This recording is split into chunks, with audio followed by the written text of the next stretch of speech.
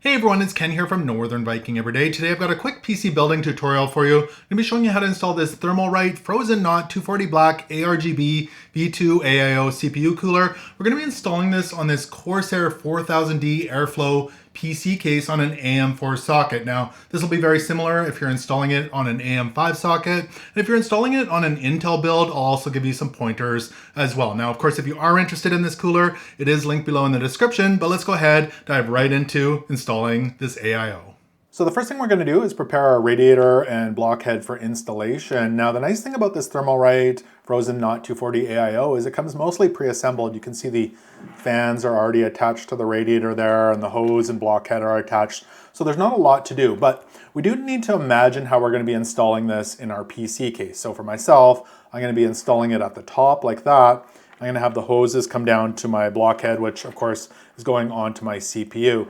And then from there, we need to install our mounting bracket. So this one here that looks like that is for Intel builds, and this one here is for AMD builds. I'm doing an AMD build, so we're going to be installing this one. But I do want to show you here on the bracket. So if you are doing an Intel build, there is a small arrow. And let's find it there. It's right here. So you're going to want to look for that, and that needs to align with the arrow on the blockhead itself. So we're going to do the same thing with the AMD bracket. So there is an arrow here on the bottom side. It's right up here. So we're going to grab our blockhead and have a look on the back. It's really quite small, but there is an arrow right there. And we're going to line this up. So find that arrow like that. And we're going to line it up. So make sure all the notches go into the kind of pop outs there, and then you can rotate this a little bit and it'll lock into place like that. So now that bracket is nice and secure. You would do the exact same thing with the Intel bracket if you're going to be using or doing an Intel build. Now one tip I have for an AMD build is you can see these screws here. Those hold on these little brackets here, as well as they tighten down your blockhead. Now if you can picture, these are attached to your motherboard, and this is what it's mounting to. This is actually from an AM5 build where I'm mounting this to an AM4, but it's very similar. These hooks are going to be going on to your motherboard kind of like that and holding them in place. So I found if you loosen off these screws a bit, it's a lot easier to get this mounted. So I'm going to loosen those off a little bit here, and you should have an easier time in mounting this to your motherboard. So with our side panels removed here, let's have a look at the back bracket. So if you're doing an AM4 or AM5 build, this bracket comes pre-installed on your motherboard. That's what we're using for the installation today. But if you're doing an Intel build, this bracket comes in the box, and this works with several different sockets. It's also adjustable in the corners, and in the instructions it shows you where to have this set up depending on your socket type. So I'll pop a screenshot up here so you can have a look at that quickly. You can pause it if you need a longer look.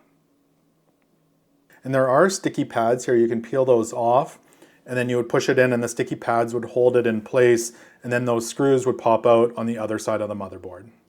So turning over my PC, I've got my CPU here, and I just want to continue with Intel for a moment before we get to AMD. Now you can imagine these 4 screws are sticking through the backside of the motherboard and just showing up roughly in this area here. We do need to grab these spacers, and they're marked. They come in the box depending on the Intel socket you're using, so 1700, 1200, etc. And you would pull those out, and just the screws are sticking out, and you would slide one of those onto each of the screws. So the first thing we're going to do is attach our blockhead to the CPU. Make sure you don't touch the CPU, you don't want to get any grease on there. And we've got these brackets here. Again, these come pre-mounted to your AMD motherboard, so I already showed you what they look like when they're not attached. So you've got those there, and that's what the blockhead is going to be connecting to right there. So from there, I'm just going to kind of dry fit it. So I'm going to have my radiator up here at the top like that, and my blockhead coming in like this. We want to make sure all the brackets are in the correct spot and everything lines up. So I'm looking good there. Also, just a quick and important note, I'm installing the block with the hoses on the left because I think it looks better in my case, and it also gives me more RAM clearance. Just keep in mind, this will leave the Thermalright logo upside down. If you want the logo in the correct orientation, you'll just need to mount the block with the hoses on the right-hand side instead. So in the box it did come with thermal paste, and I do appreciate that. So I'm going to go ahead and apply this. Now, of course, there's all sorts of different methods. Everybody has a different opinion. I'll let you do your own research on that. And once you've got the thermal paste on, there's a plastic film on the bottom of the block head. We do need to remove that. That's extremely important. It's easy to forget. Make sure you don't touch the plate there. And we're going to line this up. And again, remember that clip goes over those notches. Top one's on, and like that. I actually found it easier to move my radiator off to the side. So then go ahead and grab your Phillips screwdriver, and we're going to tighten these down evenly. So do a couple turns on each one and make sure it's square and straight, and just back and forth.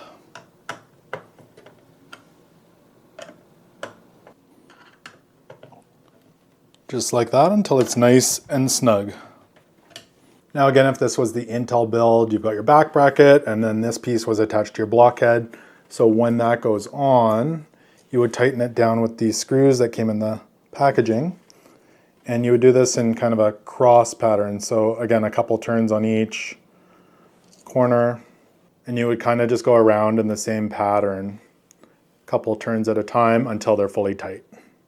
So next up, let's do all of our wiring for the fans, radiator, pump, ARGB. We'll get that all plugged in. Commonly, I would mount the radiator up here at the top first, but it is quite tight to plug everything in, so I'm going to wait to do that after.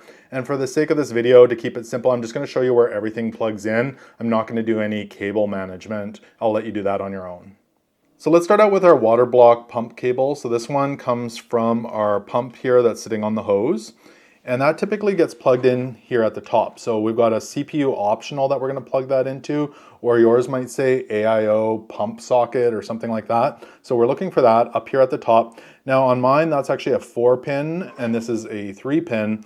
So what we're going to do, there's kind of a notch that sticks out at the top. We're going to just use those 3 pins, and that's going to slide into kind of the slot here. So we're only using 3 of the 4 pins in my CPU optional. So I'll go ahead and plug that in like that. So you can see when it's plugged in, 1 pin kind of sticks out on the side because we're only using 3 of the 4. So next up on the back of our radiator, there's a whole bunch of cables. We're going to start out with the 4-pin PWM connectors. There's also ARGB. We'll get to that in a moment. But those look like this, and they've got little pigtails on them. So you could technically pigtail a whole bunch of these together. But in the box, it also did come with this splitter. It looks like that. So we're going to plug both of these into the splitter. So make sure you're doing that in the correct direction. There's one. And that's going right up here at the top, right next to where we plugged in the CPU optional. So look around this area. We're looking for CPU fan, and that's where we're plugging this in. And this one's a little different. It's a 4-pin, not a 3-pin, so we need to make sure it goes on where the little tongue slides into the groove, like that. Now the last bit of wiring is for our 5-volt 3-pin ARGB connectors. So I've got one of these coming out of the block head, and then 2 more coming out of the fans up here. Now I only have 2 of these connectors on my PC, and I've got one here at the bottom that's already being used for my front fans. And then I've got another one up here in the top right-hand corner. On this Gigabyte motherboard, it says D-LED, and that's the second one, so it has a 2. It might be different on different motherboards. It might say J Rainbow or Add Gen 2, addressable LED, something like that. So make sure it's the 3-pin one. Or you might be plugging these into a hub on the back of your PC if you have one of those as well. I don't. I only have one connector left, so I'm going to be daisy chaining these together and plugging it in here. Now, again, because we're just showing you where everything plugs in, it might be easier to feed these through to the back before you daisy chain them together, but I'll show you how to do it here on the front. So I think I'm going to use my block head here as the main cable. So you can see there's the little pigtail coming off of it. We're going to pull off the cover. And then I've got my 2 ARGB cables coming out of my fans, so they look exactly the same. You can see that the female and male are there, so we're going to go ahead and plug those together. like that. And then you can see there's another pigtail off of that fan, so we're going to pull off the cap on that one. And grab the other one here, the other fan ARGB cable. And because these are a 3-pin, double check that they're going in the correct direction. So that's wrong. We need to turn it around. There we go, like that. So you can see that they're all in a line now, and we only need to plug them in once.